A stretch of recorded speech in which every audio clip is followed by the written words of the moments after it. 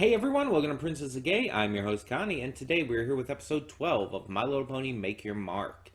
So, we've been definitely moving in the direction lately of Misty's redemption. Though redemption is a strong word, because let's be honest, she was never really a bad guy. She was only serving and working under Opaline because of necessity and obligation. She felt that because Opaline saved her when she was young, from being an orphan and everything, she owes it to Opaline. Plus, Opaline promised to give her her cutie mark and all. So there's that as well. But I also heard something interesting brought up. If Opaline actually can give a cutie mark, she'd be the only the second pony in this continuity, basically G4 and G5, that could do that. The only other pony that we knew that could mess with cutie marks in that way is Starlight Glimmer. And the upcoming second season is going to be called Secrets of Starlight. So I'm wondering if there's a connection there. It's kind of up in the air. Who knows? But this idea seems pretty interesting. Honestly, I wish I came up with it, but I didn't. I saw some others talking about it. But yeah, so that's pretty interesting. But Misty's uh, continued redemption is getting stronger, and she's at the point where she wants to leave. She no longer feels true loyalty towards Opaline. She wants to leave. She wants to be friends with the main five in Maritime Bay. She's just afraid to do it at this point. She just has to figure out exactly how she's supposed to do it without getting caught, without getting in trouble, yada yada. Who knows how that's going to happen? But it's starting to look like my prediction of this happening at the end of the season is not going to be correct. It looks like Misty's going to join the main five and become the main six before the end of the season. Because remember, after this batch of episodes, we still have one more batch coming. In September, I want to say. And then in December is Secrets of Starlight. So we still have one more batch for this season, for the Make Your Mark season, before that's even done. So that's going to be really interesting to see how that, excuse me, how that progresses at this point. But either way, I'm excited to get to more of this. I kind of almost wish I could just watch these on my own, but I also really enjoy reacting to them. It's like if I could watch them on my own, I would be able to get through them quicker and all, but at the same time, that's also a negative. um, but it's like, I like to react to them, and I want to react to them, so in the end, I believe I'm making the right choice by doing it this way. Also, I have come to a decision on something. I'm just going to mention this here and now. We are not going to be reacting to Tell Your Tale after this. I might just continue to watch Tell Your Tale on my own or whatnot, but it's not something that I feel like I'm going to need to react to. And honestly, while thinking about it, I really haven't found the motivation to want to react to it next. Excuse me. So we're just not going to. We're not going to worry about that. We're not going to focus on that. Plus, I mean, we're only a few months until the next set of episodes, and then after that, only a few months until the next set. So, to be fair, we don't have to wait long anyway this time. So that's helpful. That's going to help it not be as big a deal. You know what I mean? Anyway, oh crap! How long has my camera been out? Shit. I really apologize for that. See if I can fix this real quick. Yeah. Sorry about that. I have no idea how long that's been out or how long you've been staring at that frozen face. But all of that being said, we're going to get on with this and hope that doesn't happen during the reaction. So when the screen fades to black, pause this redirect and go to the description below. Follow the link to the reaction, and after you watch it, come back here to the redirect and resume play. Because after it fades black, then it fades back in, everything from that point forward will be my afterthoughts and will contain spoilers to the episode. So, that being said, thank you so much for tuning in, and I will see you at the reaction. Okay, and we are back, and we'll begin with spoilers in 3, 2, 1, now. So, I want to touch on something before anything else, because obviously, just like with G4, there's a lot of shipping that goes on in this series. And there's various different ships that people can't agree on, let's put it that way. And one of the big things with that is, like, who do you ship Hitch with? Hitch is the only main male character, so who do you ship him with? And there's been various debates, and it seems to be there's 3 specific ponies that people ship him with. Sunny is an obvious one because of them being childhood friends and having just great on-screen chemistry with each other. A lot of people ship him with Zip because of them both being, you know, law enforcement, I guess you could say. She's a private detective. He's a cop, a sheriff. So, yeah, technically they're both within that realm. And then some people like myself tend to ship him with Pip because of basically the movie, the New Generation movie that started this all. Because there's definitely some reasoning in there with how he reacts to Pip's music and everything that very much makes me feel that. And plus, especially after that episode, like a couple episodes ago with the studios, I definitely like their vibe as a ship more than him with almost anyone else. Him with Sunny is okay, but I also ship Sunny with Izzy, and kind of for the movie reasons as well. Those two just had a connection in the movie that just instantly screamed ship to me. So, if I ship Hitch with Pip and Sunny with Izzy, who do I ship Zip with? And the answer has been no one. I really haven't shipped her with anyone. But then once Misty started coming into play and started hanging out with them, I'm thinking, like, maybe if these two formed a connection, I could ship them together. Maybe that would end up, like, kind of rounding out the main 6, because we know Misty's going to join them eventually and all. So that was kind of my thought in regards to all of that. And this episode just kind of confirmed that for me. Like, this episode really, like, hammered in that idea and made me actually love the idea of this ship. And so I ship it now. I ship Misty with Zip. And we see through this episode that it's made not only clear, but actually directly said that they have a lot in common. They're both, I guess you could say, shy and like to avoid the spotlight. They're not the most sociable, not the most outgoing necessarily. They love to spend time with their friends, but they're not like spotlight ponies. You know what I mean? They don't like being in the spotlight. They don't like having the attention on them.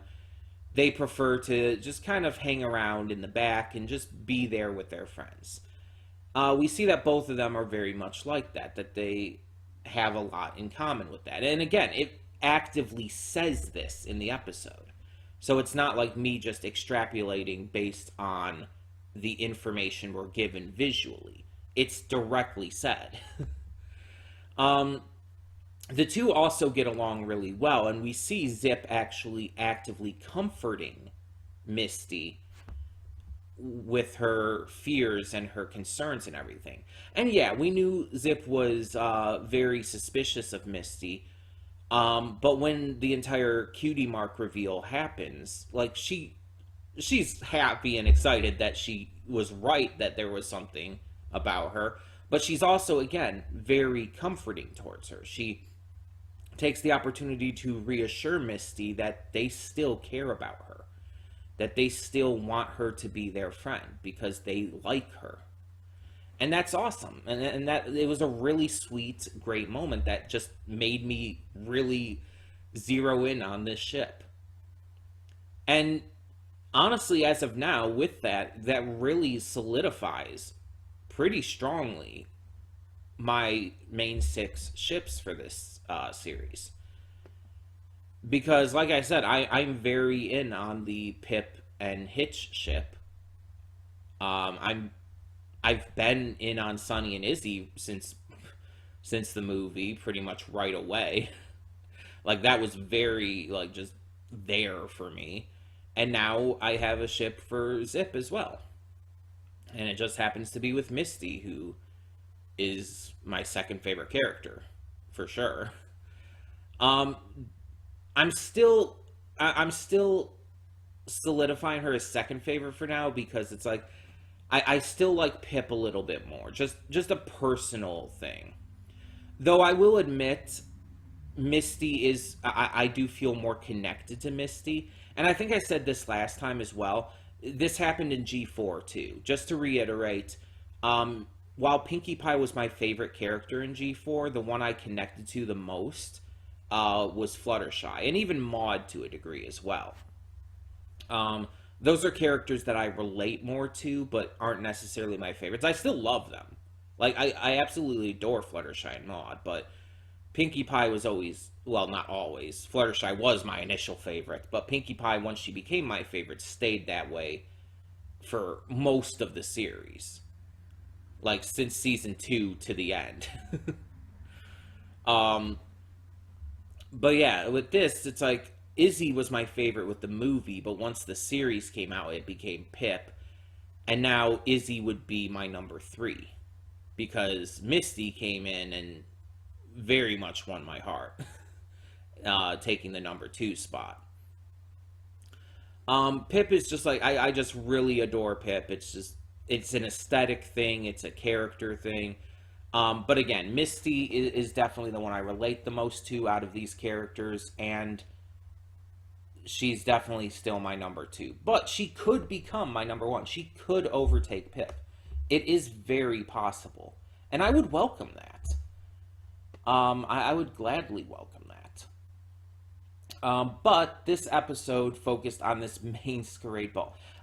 They did not need to do that. They really did not need to do that.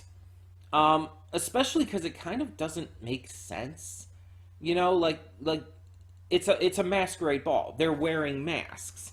Calling it a masquerade ball makes it sound like they would have to do something with their manes, and they did. It's not like they didn't. They definitely did up their manes in preparation for this. Like, that's unquestionable.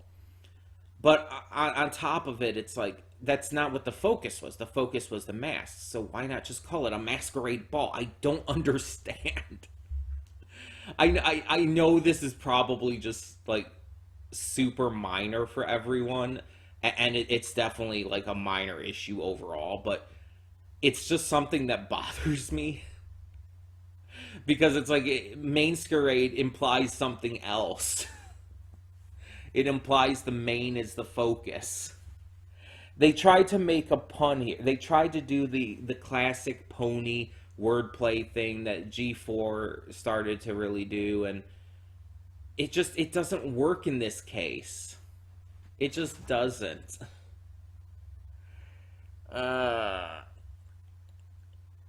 Like, the wordplay in and of itself is substituting mask for mane. Like, that works from a phonetic standpoint, I guess you could say. But I'm just saying, like, in terms of the wordplay, it just ends up confusing things. That's all I'm trying to say. But the episode was fantastic. Like, this is probably one of my favorites. It obviously is very Misty focused, but gives the other characters enough to do as well to where they don't feel like they're just pushed aside. And the dance sequence at the end with the song was absolutely great. Misty and Zip's connection in this episode, even if you don't ship them, like it was just fantastic to see. They formed a great chemistry with each other, and we saw their bond grow exponentially, as well as Misty just gaining more, not necessarily confidence, but more assuredness that this is where she wants to be. She does end up going back home to the lair to Opaline, but in the end, she definitely wants to be out there more. She's just not entirely ready to leave for good. That's been made very clear.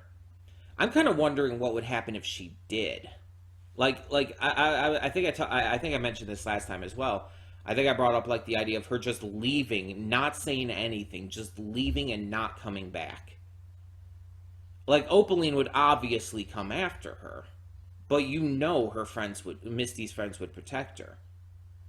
And honestly, like if she told them what was going on, they'd probably be fine. They'd probably side with her and understand. She would just have to tell them everything, including the fact that she was, an orphaned filly who was rescued by Opaline, and that's why she had loyalty to her at first. As long as she was completely honest and open with them, I feel like it would help. Like, there might be a couple of them who might have a little distrust in her at first, of course, but I feel like it would all work out in the end. And I feel it would work out a lot easier than if they found out otherwise. Now, we also have this book that is introduced in this episode about, like, ancient alicorns and stuff. That is most likely going to be extremely important. Going to give us some really big information, possibly on Opaline, but probably on some other characters, too. Maybe the Royal Pony Sisters, maybe Twilight, maybe a bunch of them. Who knows, really? It's going to be interesting to see how that comes into play and how things really continue to progress here. But we only have 2 more episodes left of the season. And I'm thinking I'm going to do them both together. Just to close out the season. I originally wasn't going to. I was originally just going to do them all separate. Because I don't think, from what I heard, I don't think the last 2 episodes here are a 2-parter. Because it's not the end of the season or anything. We, again, still have another chapter coming out in September that's going to give us that before Secrets of Starlight happens. But yeah, I'm just interested to see how this chapter does close out. Because if Misty does fully leave Opaline's side by the end of this chapter, which is where it does seem to be going, what's that going to leave for the next chapter? Because again, if she does leave for good, Opaline will chase her down. Like, that will happen. And that would mean Opaline would come in contact with the others, right? That there would be a confrontation. I guess confrontation doesn't necessarily mean final battle. But I guess we just have to see. I'm excited nonetheless. Because this is just proving to be fantastic. I mean, I've been enjoying this series since the start, but it's like definitely getting better and better. And that was expected. A lot of people were hating on this series at the start and saying like it just wasn't as good as G4. It's like, it's literally the beginning of the fucking series. If you're expecting it to be as good as G4 was at its like prime and stuff right from the start, that was never going to happen. That was basically impossible. Like, G4, I would say really hit its prime in season two.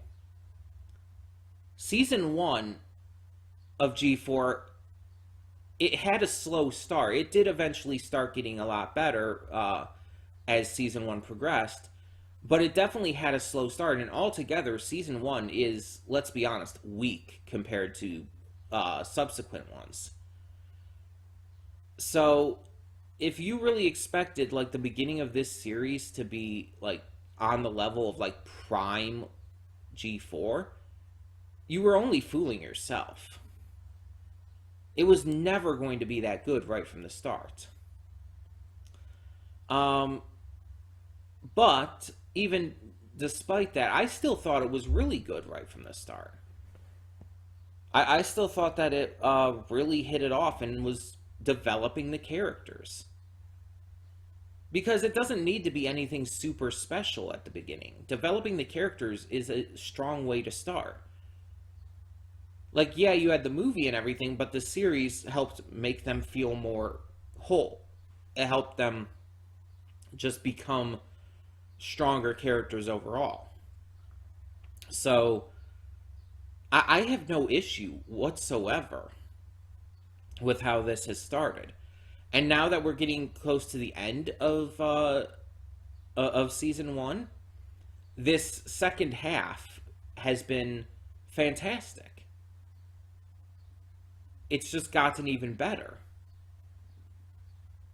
It's improved on so many things. We see pretty much every chapter the animation and art improves, which is what you would expect. The art and animation has improved throughout the releases of G4 as well. It didn't start off as good as it ended by any means. Hell, honestly, season 2 was extremely better in terms of animation than season 1 was.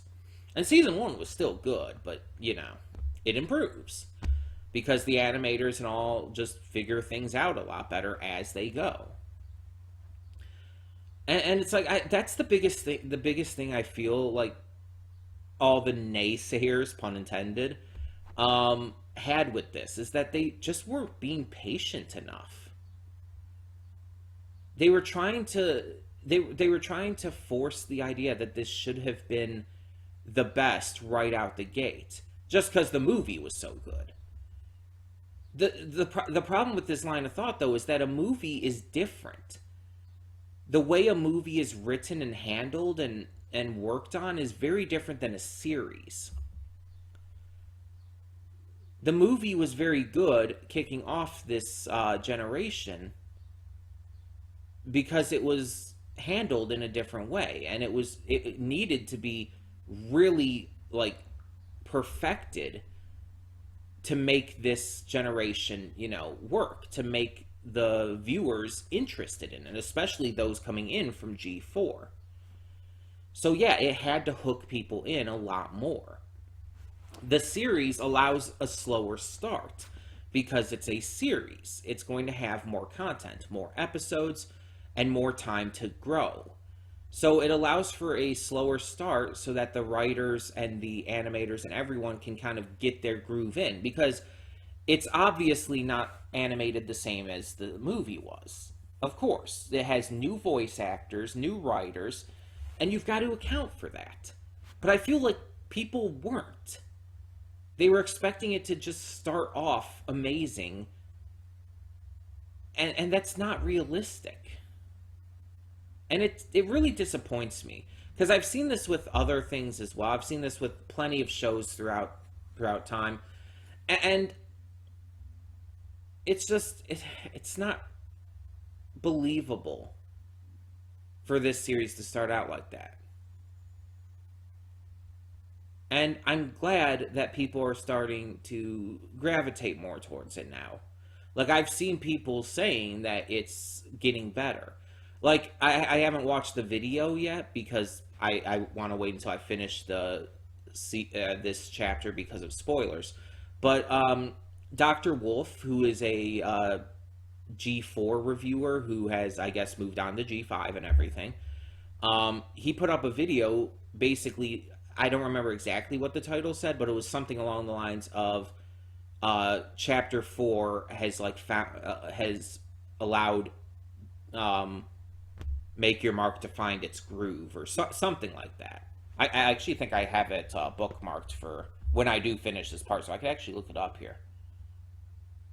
Where is it? Actually, it'd probably be in here. Yes. The title of it is MLP G5 Finds Its Footing with Chapter 4. So basically what he's saying with that, again, I haven't seen the video, so I don't know the full context of his argument on this, I guess you could say. But what that title reads to me as, I guess, is that he believes that chapters 1 through 3 were still struggling to find their place, still struggling to find out what this show wanted to be. Well, chapter 4 finally gets there. That's the vibe I get from that title. And I've seen other people sharing this sentiment on social media and stuff as well. That I've seen some people even straight up just say G5 has finally gotten good. And I really don't like that statement because, again, I believe it has always been good. But it's all subjective. And either way, I think that this it just doesn't make sense to me, maybe, because, again, I did always feel it was good. I never had an issue with the previous chapters. I thought it's been good from the start. And the entire thing about it finally finding its groove and everything, finally finding its footing, it's like, I don't think it needed to. Like, again, this is how a series naturally works. Think of pretty much any show out there, like animated shows specifically, just to have a good, solid comparison. And it's like, it's going to be exactly the same. None of these great animated shows started off at their strongest. Because that's not going to happen, no matter what. Ruby didn't start off at its strongest. Steven Universe didn't start off at its strongest. One Piece, Owl House, definitely Owl House did not start off at its strongest. Amphibia, any of these shows. They started off, even maybe pretty good for some of them, but they very much had room to improve, and they worked on that. The writers, the animators, everyone worked on that to make sure that it improved and became better. And this is the same thing. It's the same. The writers, the animators, everyone are just working to improve on it, and it's improving. Yes, it is. I'm not saying that that chapter 4, I keep wanting to say G4 for some reason. I'm not saying that chapter 4 isn't better than the previous chapters. It is. I fully acknowledge that, and it just is. But that doesn't mean the previous chapters were bad, or that the series didn't know what it was doing, or anything like that. It's like, this has been good from the start. It's just gotten better. It's starting to reach more of those levels that we would want. And it's still nowhere near the peak of what it's going to be. Again, this kind of mirrors G4 in a way. Because G4 did start off good. The premiere very much caught my attention right from the start. But there were also some episodes early on in G4 that weren't good, like Boastbusters. Oh my god, I hate that episode. And I love Trixie. Trixie's one of my favorite characters, but I hate that episode. Its writing is so bad, and it villainizes Trixie for no reason, even though the villains are the main 6 in that episode. I'm not going to go on an entire rant about that, because I could rant about that for a while, but the point is, there were some episodes in early G1 that just weren't that good, and they needed to improve. And a lot of that was improved as the season continued. Eventually, you got episodes like Suited for Success, which is still phenomenal. Even after all of G4 has been done and you have all the context of the seasons after, Suited for Success is still a fan-fucking-tastic episode. It's absolutely great. And there's so many others. The Grand Galloping Gala was genuinely a really good finale, even without huge stakes. It was a really good finale. And it was actually well set up throughout the season. So it's like there's a lot of good that comes from season 1 of G4. And it did have a slow start. Just because the start is slow doesn't mean the rest of it's going to be that way. You just have to be patient. You have to give it time, and it'll get there. I'm sorry for rambling on about this for so long, but sometimes I just need to get something out. Sometimes I just need to ramble a little bit for my own sake, because I don't want to hold this shit in. But I would love to know what you thought of this episode. What did you think of the song? What did you think of Misty and Zip? Do you ship them like I do? What did you think of just, if you don't ship them, what did you think of their connection? What do you think of how this is going with Misty's, again, it's weird to call it a redemption arc because she's not really bad. But how do you think all that's going? Let me know your thoughts on all of that and more in the comments below. And for now, I'm Connie and I'm signing off. See y'all next time.